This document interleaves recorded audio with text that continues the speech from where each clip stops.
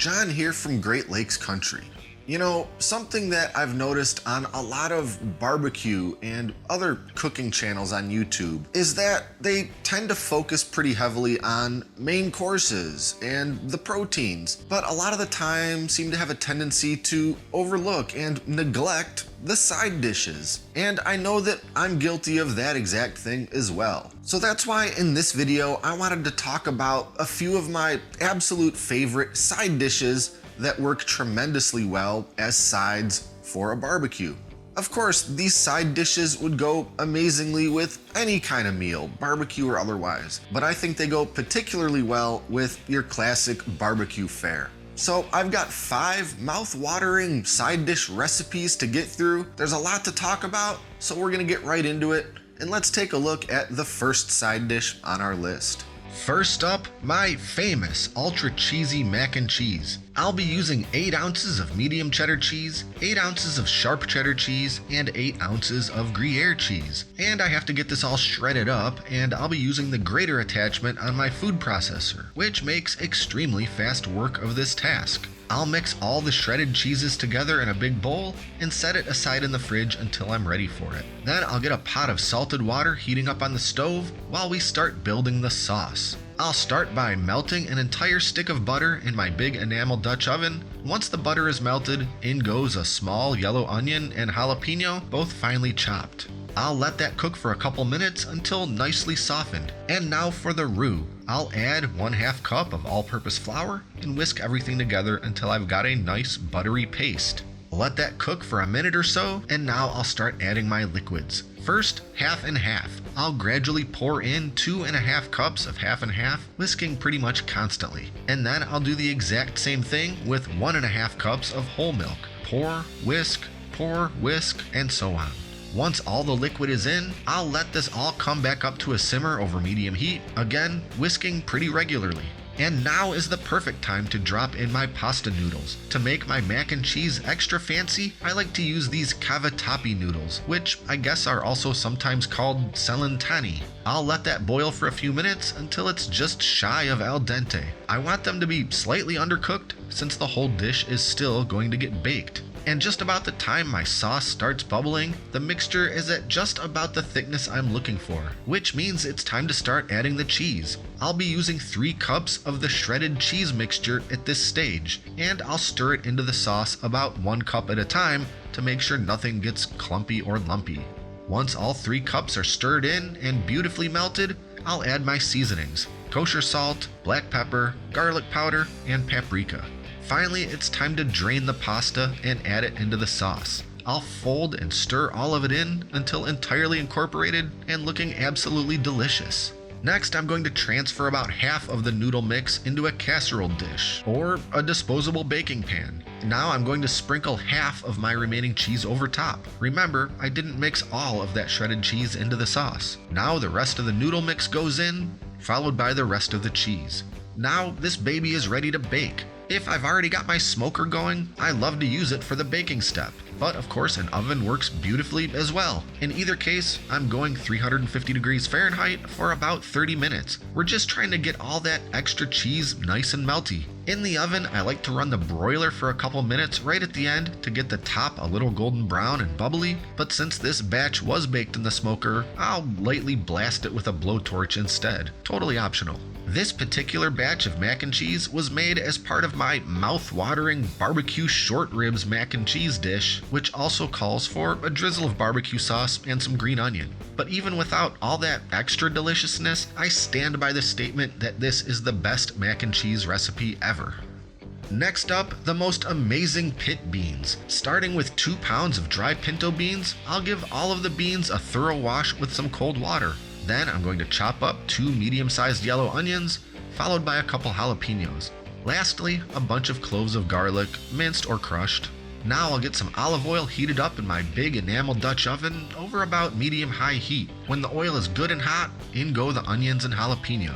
And I'll just saute that for a couple minutes until the onions are starting to look translucent. Then in goes the garlic, and I'll cook another minute. Next, I'm adding in all the dried pinto beans. And to that, I'll add 1 quart of beef broth, followed by just enough water to submerge everything in the pot by 1 to 2 inches. give it a quick stir, and let it all come up to a simmer.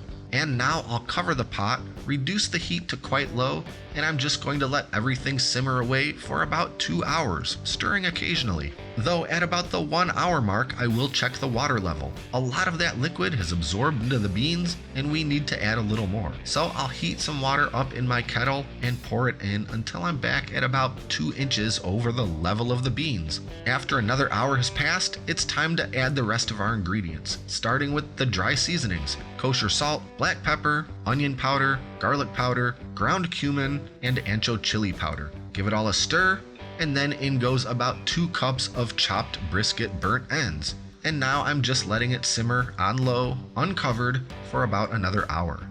And here we are after that hour, and these beans are done cooking. So I'll bring this pot back inside and let it sit for just a little while. As it all cools down to an enjoyable eating temperature, a little more of the liquid will evaporate off, leaving us with what I consider to be the perfect consistency. Slightly brothy, meaty, seasoned perfectly, a seriously hearty bowl of old-fashioned goodness.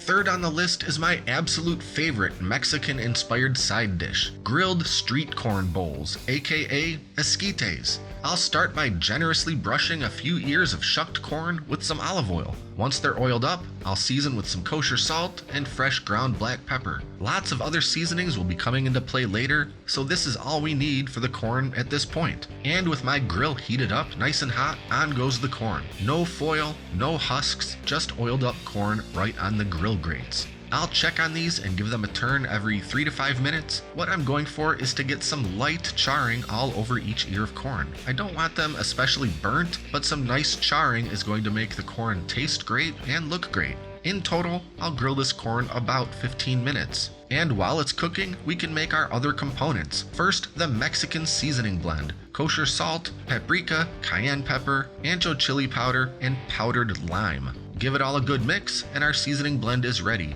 Alternatively, you can just use a store-bought product called tahini. Next up is our sauce. Into a bowl goes some mayonnaise, followed by the juice from half a lime, a couple teaspoons of the seasoning blend, and a couple tablespoons of grated cotija cheese. Whisk that all together, and it's ready to go. After the corn is done grilling and has had a few minutes to cool enough that I can actually handle it, I'll start removing the kernels off the cob.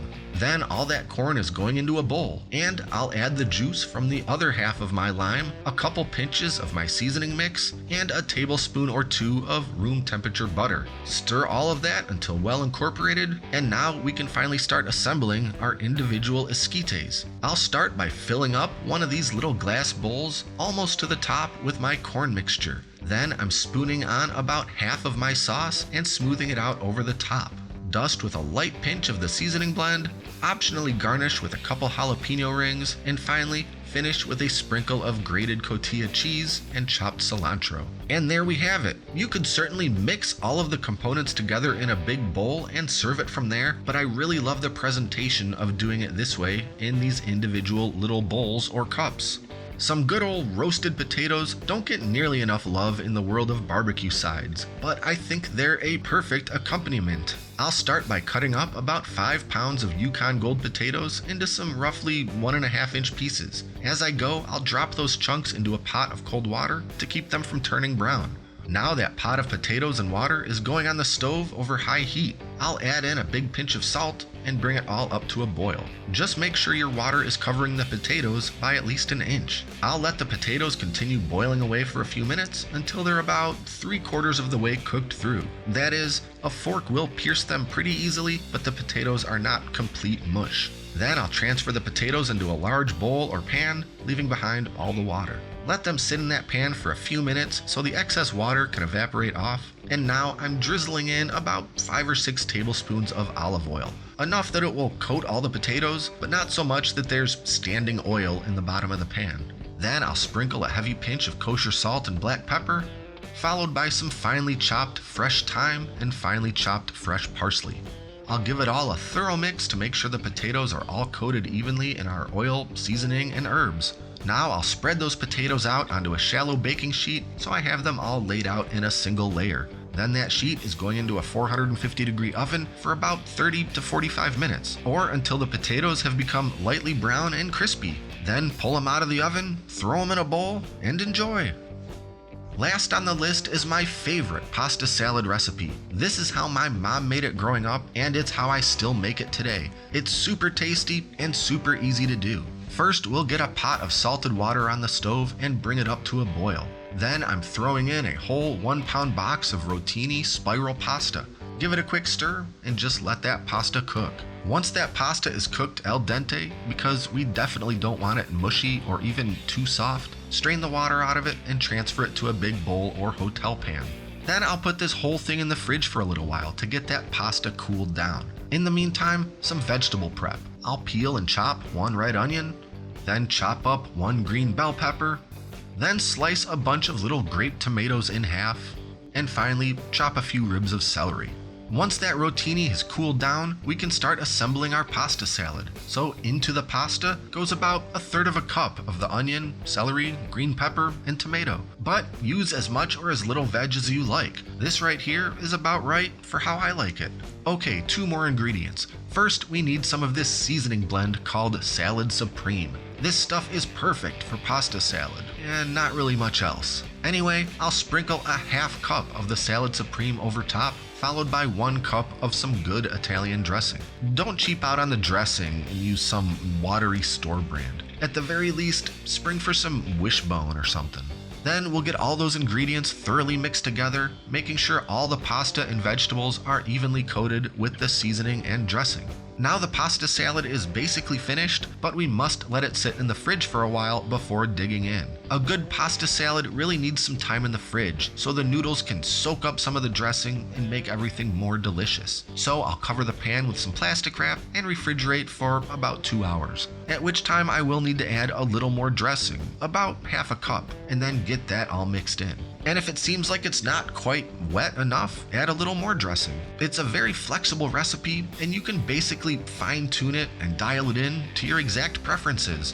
Anyway, now my pasta salad is complete and ready for me to dive on in. So there you have it. 5 side dishes, some that you're probably familiar with, some that you may not be, all delicious and relatively easy to make. A pretty good variety across a few different culinary categories. Definitely something for everyone, regardless of what the main dish or protein is. Anyway, if you want to make any of these for yourself, check out the video description below, in which I'll have links to the full written out recipes for each of these 5 sides. In the meantime, be sure to like and subscribe and stay up to date with all our latest stuff, including barbecue, cooking, and all manner of food videos. Thanks for watching, and until next time, I'm John, and this is Great Lakes Country.